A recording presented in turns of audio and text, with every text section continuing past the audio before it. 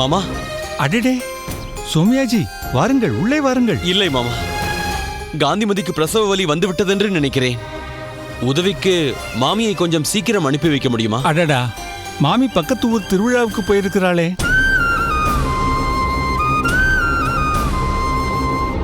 மாமி எப்பொழுது வருவார் மாமா? எப்பொழுதா? அவள் வருவதற்கு சாயங்காலம் ஆகிவிடுமே. இப்போது என்ன செய்வது?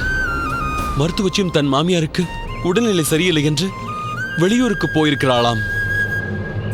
பெருமாளே. கவலைப்படாதே சோமியாஜி, உனக்கு வள்ளனூர் தெரியும் இல்லையா? ஆமாம், தெரியும். அங்கே புனிதவல்லி மாமி என்று யாரை கேட்டாலும் சொல்வார்கள். பிரசவத்திற்கு கை தேர்ந்தவள். வேகமாக சென்று அவளை அழைத்து வா. அவள் காந்திமதிக்கு பிரசவம் பார்ப்பாள். சரி மாமா. ஆனால் ஒன்று, அவளும் திருவிழாவுக்கு போகாமல் இருக்க வேண்டுமே.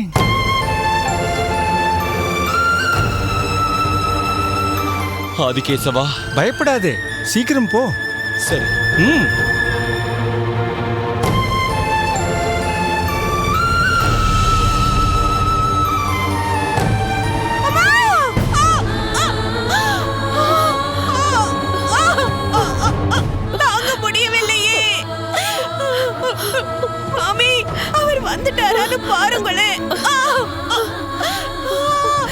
இப்போதுதானே மருத்துவச்சியை கூட்டிக் கொண்டு வருகிறேன் என்று சொல்லிவிட்டு போனார்.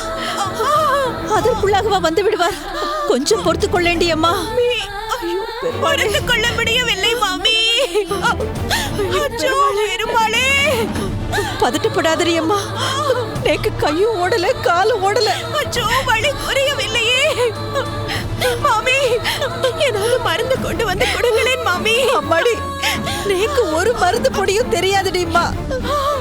அந்த பெருமாள் என் வயிற்றில் ஒரு புழு பூச்சியை கூட வளர விடவில்லையே. பிறகு எனக்கு எப்படி அம்மா வைத்தியம் தெரியும்? மாமி, வலி இன்னும் அதிகமாக இருக்கிறது.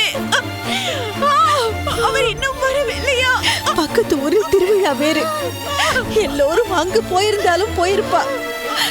எப்படியும் ஒரு மருத்துவரை உன் அகத்திக்காரர் அழைத்து வந்து விடுவார். கவலைப்படாதடி அம்மா.